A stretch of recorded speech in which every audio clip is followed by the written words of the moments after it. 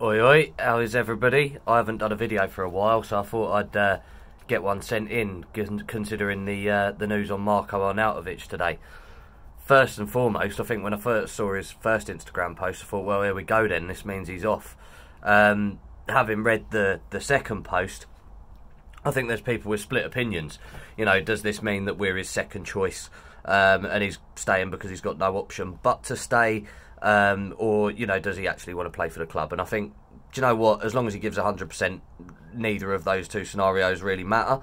I was just chatting to Tommy, actually, and saying to him that, actually, this is the ideal scenario for us, and the ideal situation. I'd probably much rather that keep Marko Arnautovic now until the summer, rather than let him go and bring in a new striker in January. And I think the reason for that is, yes, you know, we could talk about this Gomez. I've never seen him play personally. Seen a couple of minute clips on YouTube, but you can't ever really judge a player on that. You know, you could even make Enner Valencia and Andy Carroll look like world beaters on YouTube. So I don't really think too much about that. But what I would say is that Arnautovic is proven. You know, we know that he can score goals for West Ham. We know that he can fit into Pellegrini's system.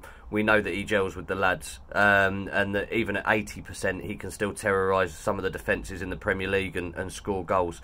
So for me, I think personally this is the ideal scenario for us. As I said, you know, I'd much rather keep our player in January and keep pushing on for the rest of the season than try and bring somebody new in, because that's always going to be a risk.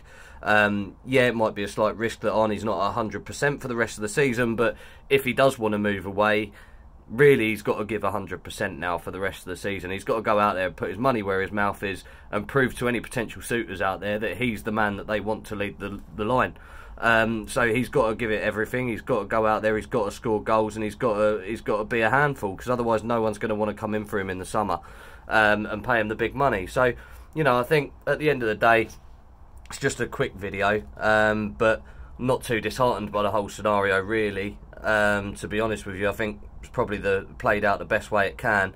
And on top of that, it gives us now 6 months to go out and scout a load more forwards, get Huselos and Pellegrini looking at who might fit into this team and fit into this system, and then give us a whole long summer transfer window plus a pre-season to try and bed somebody in. I just think it's a risk to go out and spend 40 million in January for someone that you've got no guarantee that they're actually going to work. So, you know, glad to see that Marko's actually said something to the fans. It would have been easy for him to say nothing at all and just carry on, as it were, if you like, and kind of maintain the status quo.